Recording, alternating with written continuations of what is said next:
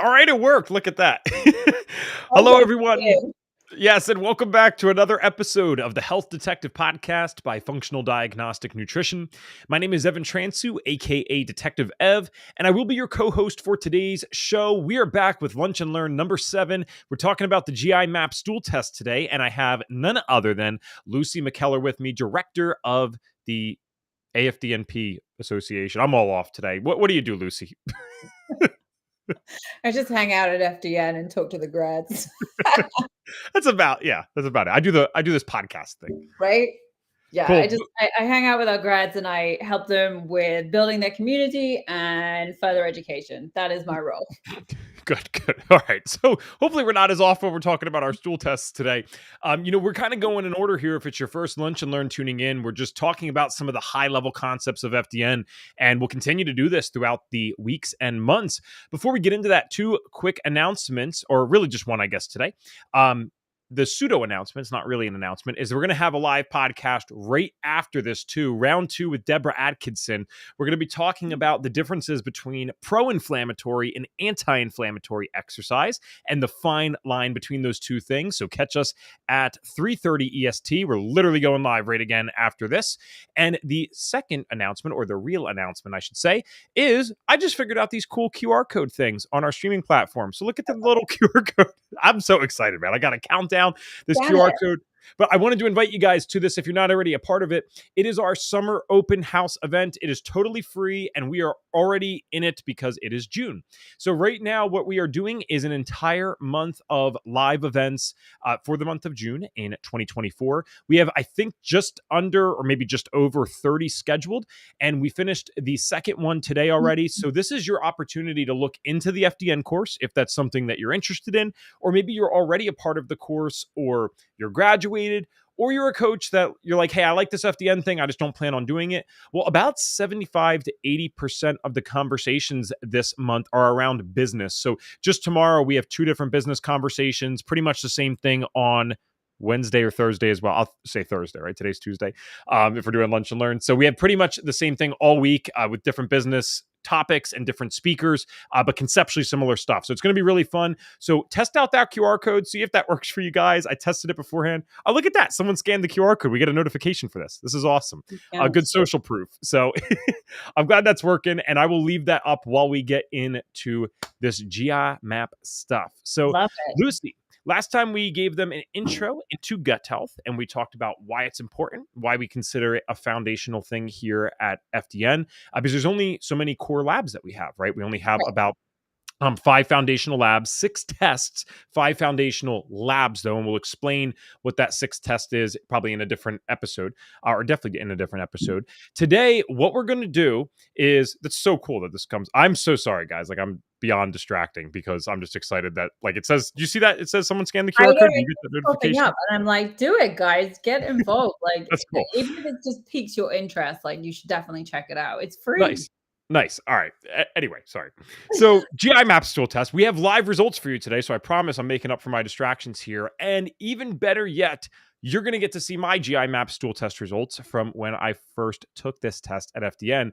And I think we can actually probably use those results to talk about a lot of the stuff today.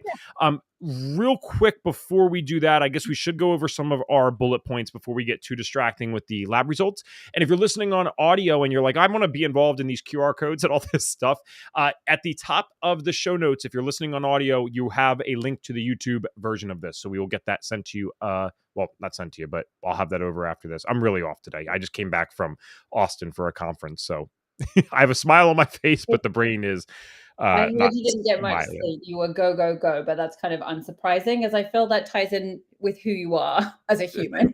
Thank you for backing me up here. I'm trying. So, all right. Why do we use the GI map, Lucy? Let's cover that real quick before we get into the live results, because there are differences between this test. It's a PCR DNA test. There's Right. differences between that and stool culture. So you could touch on some stuff. I'll touch on some stuff, and then we'll share this. Perfect. So the GI map, it's one of my favorite labs. It is a foundational lab that we use at FDN, as Evan mentioned. One of the reasons that we use this lab, obviously, we deal a lot with stress. We talk a lot about stress on these podcasts. Evan probably talks about stress in every single podcast that he hosts in some form, unless it's like a business one. But essentially, stress in the body, any type of stress, your body will respond to in the same way. And when we are dealing with chronic stress, which is consistent stress, it's not normal. Our body changes how it responds, how it's actually functioning. And this leads to dysbiosis in the body, which leads to things like weakened immune system. And then this kind of goes on to lead to infections of the GI tract. It can lead to inflammation, which then goes on to lead into hyperpermeability, aka leaky gut, and obviously that can, that goes on to create other issues in the body, such as autoimmune issues and toxicity. And this is essentially what we call at FDN metabolic chaos. So it's one of our foundational labs because when we're dealing with that huge amount of stress every day, it is very likely that the gut has had to deal with that dysbiosis in some way. So we need to dive in and find out what is actually going on, because we don't, we test, we don't guess. We could probably make guesses of what stress has done to the individual body, when we go through a case with someone, but we want to know exactly what has been going on. And the GI map allows us to do that. It's not perfect because no test ever is, but it is a really great foundational lab to start with. I appreciate you specifying that last part too, guys. We can't stress this enough. No test that we have at FDN is perfect. And it's not, you might be like, well, what the heck? Why are you using them then? That's because no test is perfect. We don't have that in society yet. I don't know if perfect's an accurate word, but man, we are perfecting some of these tests. So given enough time, possibly even within the next 15, 20 years, I think the stuff that we'll be doing is going to be almost unbelievable compared to what we have now, the insights we will be able to get. You'll never be able to fake the lifestyle stuff, right? You're still going to have to do that, I think. But the insights that you can get into your body are going to be phenomenal as these tests get better and better. But for now, the reason that we use this is because we do believe it's one of the best tests to generally look at gut health.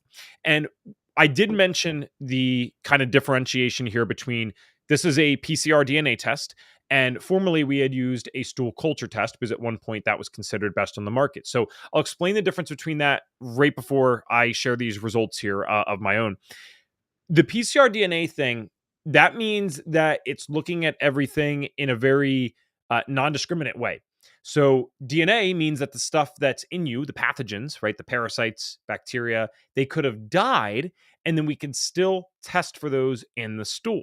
They say, well, that seems good. What was the difference before?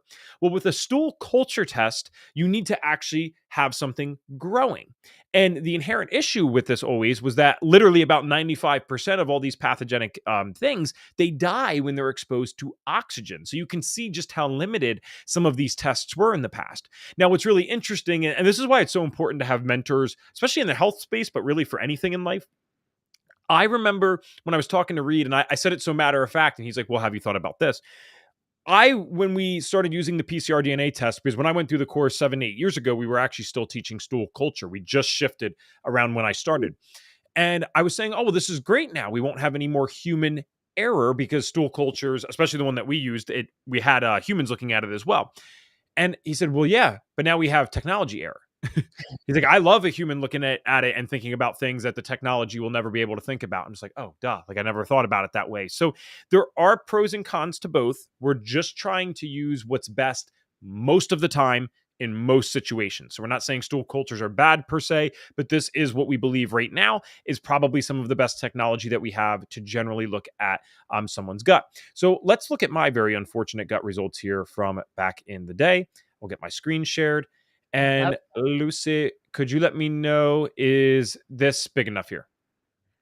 It's still pretty small for me, but I feel like I have a smaller screen. So Is this better?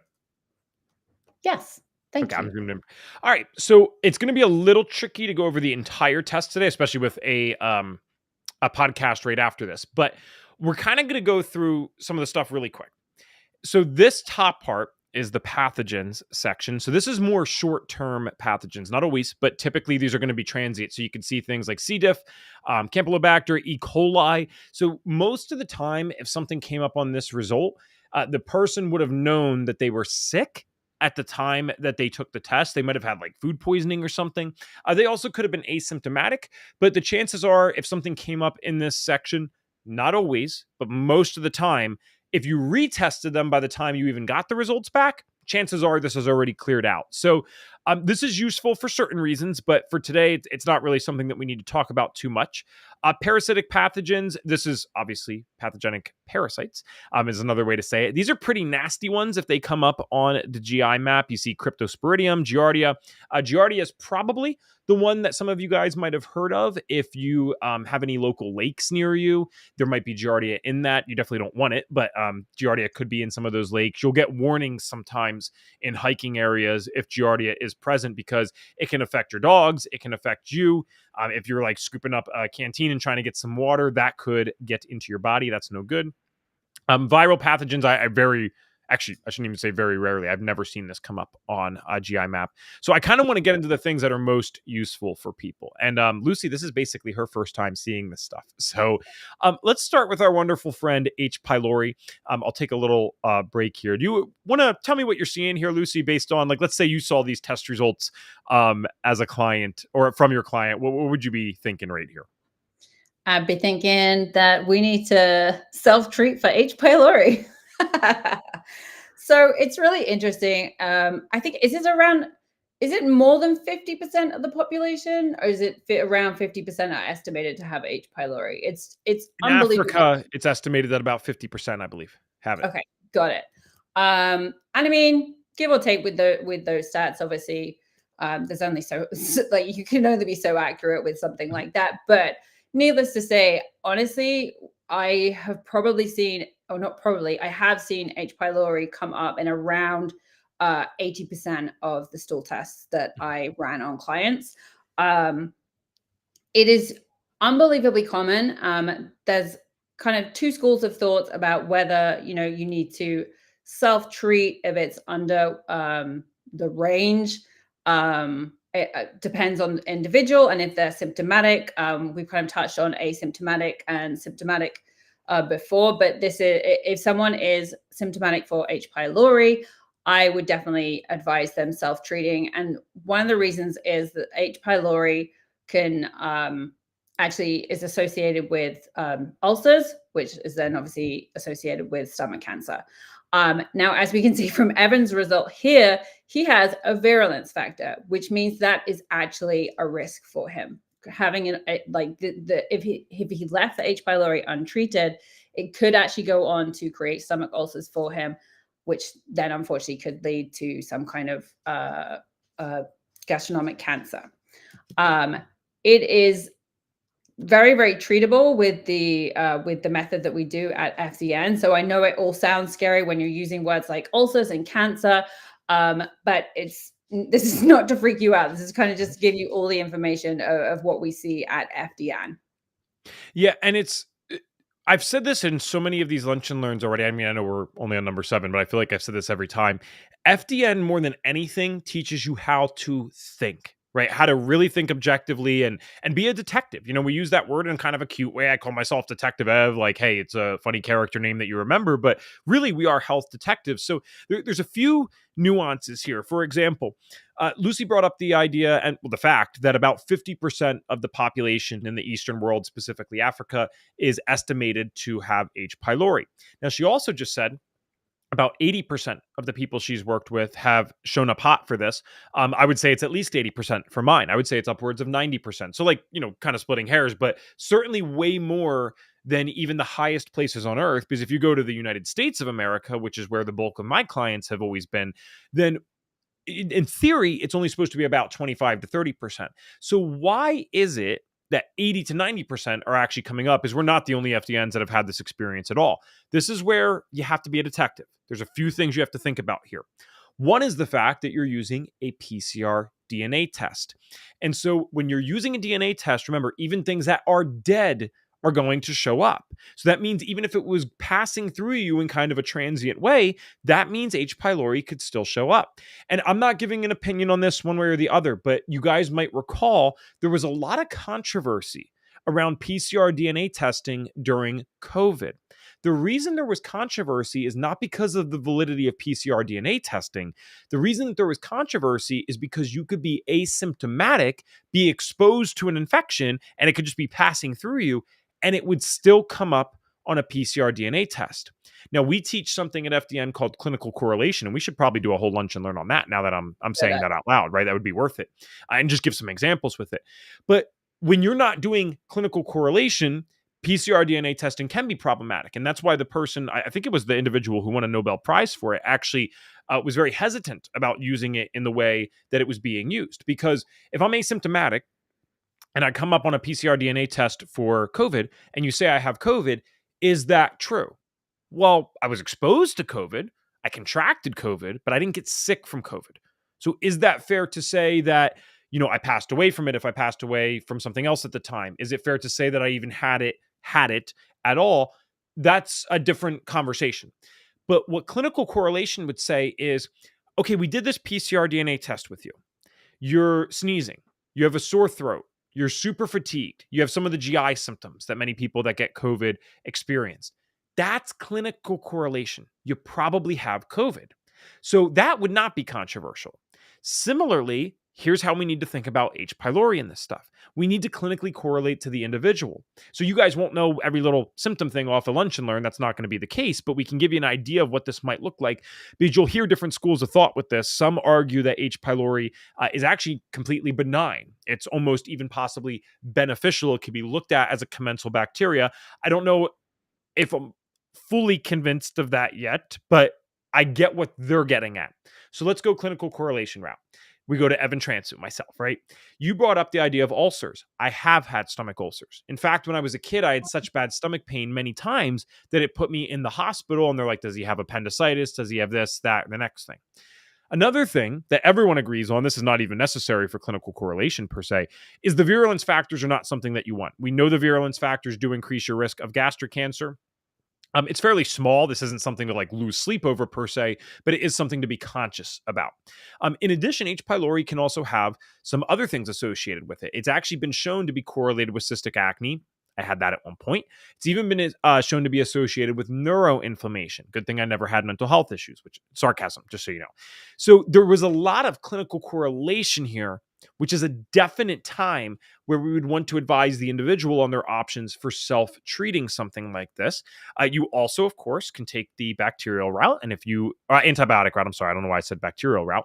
The antibiotic route, the problem is a lot of strains of H. pylori are actually antibiotic resistant. So there's issues there. And we also know that antibiotics are not necessarily the best for completely eradicating H. pylori. They might just be good at kind of lowering it a little bit. So if I saw this on someone that wasn't myself, I would say, okay, do the symptoms match up with what the person's dealing with? And that's why we always say we don't treat the symptoms, we don't treat the paperwork. Do you understand the difference? Treating the symptoms would be, we don't need lab work. You have these symptoms, we treat that. Paperwork would be saying, I don't care what your symptoms are, we treat the paperwork. When you do clinical correlation, we're saying, do the things that we're seeing on the paperwork, the lab work, match up to the experiences of the person? And in this case, it's like, bam, it totally does in every way. So this is a time where we'd say, okay, yeah, we'd advise this person of their options, the many options that they have, both Western and natural, and we can do something about that. So I know, again, we don't have a ton of time today, Lucy, but is there anything that we missed there? Or do you want me to scroll on to the next thing here? No, I don't think you missed anything. There is a question from Brittany related to protocols. Thank you, because I can't see the questions. Okay. Does FDN use one protocol for H. pylori, or does it vary from person to person? So we do have a specific protocol that we teach practitioners for H. pylori. However, obviously we have to take in, individual needs into account. So the structure is there, but there are variations for each person. Obviously, when we run the MRT, there can be intolerances that might come up that are in the ingredients for the supplement that you would take to support the eradication. And we do have to be aware of that. So kind of yes and no to that question. We do have a protocol, but it also can vary. Yeah, and Lucy, you can almost call it, right, the perfect world protocol. And what that means is, like, in a perfect world, here's the standard thing that we do, but we have to teach our FDNs, and what Lucy and I learned is, okay, perfect world happens like 15% of the time, if that, right? So with your clients, there's going to be, well, you got to modify this here, or maybe we're already loaded on supplements because they had a ton of stuff come up on the lab. So we have to be more cost efficient here with this individual. Maybe this person has all the money in the world to blow on their health. Thank God. And so Yeah. they can afford to do some extra things that we might normally consider just a dotting of an I or crossing of a T. It's not necessary, but it'd be nice to have. So, great question. We're always going to have like our perfect world protocols, you can call them. Realistically, 85% of the time, those get modified. And again, going back to that idea of teaching FDNs how to think, when you know how to think about this stuff, you know how to deal with that 85%. So, absolutely, it's going to look a little bit different for everyone. Great question. I love when people talk on our lunch and learns. I Um, know. this one, just for time's sake, maybe we do a part two on this even. Who knows? I can already see that kind of happening. Well, 30 minutes is not enough for the GI map, right? Almost 2 hours isn't. So this is the Yeah. normal bacterial flora section. And again, I'll kind of throw this to you first because I think that was kind of a cool way to do it. So let's say you saw these results, and for those maybe still hanging out just on audio only in the future, there is no highs here. There is like 5 different lows. So what would your opinion on this be, Lucy? So the commensal bacteria is really crucial for maintaining gut health. So initially, I mean, first of all, to be honest, I mean, we would have had an initial consultation, so I would have an understanding of what's been going on for you and, the type of stress that you're dealing with. That would be my first point of call with this amount of lows. And then we would kind of get into, based on all of the other results of the GI map and your other foundational labs, we'd kind of look at supporting how we can support increasing the bacterial flora, whether that's, well, I mean, to be honest, it would be through food, pre and probiotic foods, and then also potentially a supplementation if that was the right path as well. Yeah, and so again, going back to that consultation point that Lucy just made, like, we would always be asking their health history, and there's certain things that they'd have to respond to. And so this one might be something that you guys can already pick up on if you've been in this space for a while, and if not, no worries. Something that I dealt with is I had over 20 courses of antibiotics before the age of 18. And so, of course, all this stuff's low for me because antibiotics don't really discriminate. They'll kill the bad and they'll kill the good. And so you can wind up with a person who has very low healthy bacterial flora. And Lucy, you already touched on the idea of probiotics and prebiotics. A lot of people mistakenly think that probiotics are the end all be all in terms of restoring a healthy gut. That's not really the case. Probiotics have a lot of benefits. They can support that, but you want to make sure they're mixed in with prebiotics because prebiotics are going to help grow the good stuff. Now, similarly, prebiotics can also sometimes help grow the bad. And that's why we want to work with these pro and prebiotics synergistically, because when you're growing the good, you can kind of keep the bad at bay a little bit by having the proper probiotics in place. So probably, again, a separate episode for a separate time, but just an idea of what we might do with someone that has this kind of stuff. And Right. then this is the opportunistic bacteria section. Oh, you The good. Yeah, thank you. Thank you. I think it's just because everything's so freaking low. But the opportunistic bacteria are things that you might not, let me word it this way. If you didn't see these things, it's not a problem. But when you do see them, especially if they were high, then it's like, okay, because of antibiotics or because of your lifestyle, they've taken advantage of that and are now, coming and making a home in your gut. And they can be problematic at times. But thank God for me, this was not too big of an issue. I got a fun Good. one for you, Lucy. Here you go. What you got? What you got? Well, we'll have to. We got for time's sake, we got to skip that one. We can come back another day. Here's your fun one. How do you like this? Oh, wow. Oh, Blaster. I actually, do you know, I have not seen that on any client I've ever run. How did you Really? deal with that? Yeah, Okay. I actually never, I actually, I had one client, my very first client with a parasite, but apart from that, it was, wow. This You is had a a good test one. that's not even known to be like the best, by the way, for Right. detecting parasites. It's not that it's a bad test. Remember, we're looking at a lot of different things here. Each test can only do so much. But what we're seeing for those on audio is blastocystis hominis. And if you're wondering why is the hominis there, it's because blasto can be actually in other animals as well. So this just means that it's in a hominid, and I happen to be one of those, believe it or not. And so when this is present, you're already kind of like, all right, this isn't really serving a purpose. When it's high, you're like, oh my gosh, this is definitely not good. And parasites have a lot of clinical correlations to different symptoms. So, headaches, fatigue, different skin issues, rashes. You can get a lot of different things from this. So, it can be kind of tricky to pinpoint the exact one or two things. So, you kind of want to look at a broader spectrum and see if there's multiple symptoms that the person's dealing with. It just so happened that was the case for me. And of course, I always try to think from both schools of thought, because you'll hear a lot of people talk about, well, everyone has parasites. This isn't the worst thing in the world if you're healthy. That's probably true because we're exposed to parasites all the time. But when something is high and the person is symptomatic or in a disease state, that's where we're certainly not hurting the person by helping them with this. I do agree that we're exposed to parasites all the time. I also agree that we're probably all running around with parasites in us to some degree at any Mhm. given moment. That's fine, but not all of us are sick. And if we're Yeah. sick and we see this stuff, that's when we can help out, right? Exactly. And I just wanted to say, like, if you're looking at the whole picture, so like the entire GI map, and then obviously there are other foundational labs that you're running, you're likely going to see the client in a weakened state of health. And I feel like anything we can do to help to support the body through the process, through eradication of this parasite, it's not going to be a bad thing. I don't, if you're doing your work, it's not going to be harmful. So I think that's important to take into account.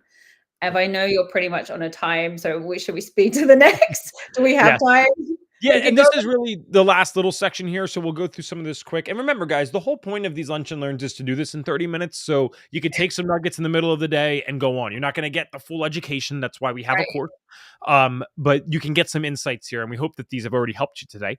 And remember, writing stuff down increases your memory of these things dramatically. So you can write it down in a comment if you want, but I think hand to paper is also good too, maybe even both. So you do have some markers here for intestinal health. This kind of shows you where you're at in terms of your ability to break down certain things. Elastase and steatocrit are enzymes that can help you break down certain things. So not the worst and not the best here. The elastase being a little higher wouldn't kill me, but I was actually taking digestive enzymes at the time as well. So that can alter these results. Keep that in mind. GI markers, there's a thing called occult blood. I'm doing that first because that's pretty rare that you would see that on a GI map high. And if you did see it, you'd want to refer out. So occult blood would be blood that has been, well, if it was really high, probably already digested. It's probably been processed in the small intestine. And this is when someone's stool is coming out as like black. So when I had the ulcers with H. pylori, my stool actually did come out that way. If you Mm. have red on your stool ever, I'm not saying that that's like great, but that could be as simple as you can have a cut down there, right? From a bowel movement that was maybe a little too big if you're traveling or something. You could have hemorrhoids. These aren't going to kill you, right? So you'd be much more worried if you saw all black. The B glucuronidase is beta glucuronidase. And when this is high, it's kind of a marker that can indicate how well your liver is detoxing. And it's really interesting because I had cystic acne, right? And I think you struggled with some skin issues at one point too. Was this high for you? It was, but I didn't really have sky issues, skin issues. I think more mine kind of just reflected how congested my liver was. To be Gotcha. honest, I was dealing with estrogen dominance, which is kind of synonymous with high B-glucuronidase. Just the liver has to process the estrogen metabolites, and it disrupts that process. And it basically leads to increased reabsorption of estrogen into the gut, which contributes to estrogen dominance, which I had. So that was that's what I was dealing with that. There's certain words that are said in an accent that I absolutely love, and estrogen is probably one of the ones that I love the most now. So that I'm adding that to my repertoire. And our last little thing here, this would be a huge, huge clue on the GI map, just so you guys know, is secretory IgA. So that's low. That does not get low overnight. In fact, that's never what would happen. It would go high first because secretory IgA is kind of part of our immune system. It's something that's being released in response to stress, in response to pathogens, in response to infections, which would be, I guess, overall synonymous with pathogens. So when this is low, we're seeing a body under chronic stress. And these are two examples of how we think as FDNs and where this gets really interesting. So one, if you see someone with low secretory IgA on a GI map, you can almost guarantee that their hormone results are going to put them in the compensatory or exhaustive phase. If you have no idea what I just said, go back to either Lunch and Learn number 2 or 3, where we talked about the stages of HPA axis dysfunction. You can correlate this with other tests, which is amazing, right? This is why we don't treat the paperwork. We're thinking about this in a truly holistic model, even with the labs. And then the second example, this is always a cool one. You see the anti-gliadin. This is a marker for gluten sensitivity. It's not the only one by any means, but it is a marker for gluten sensitivity.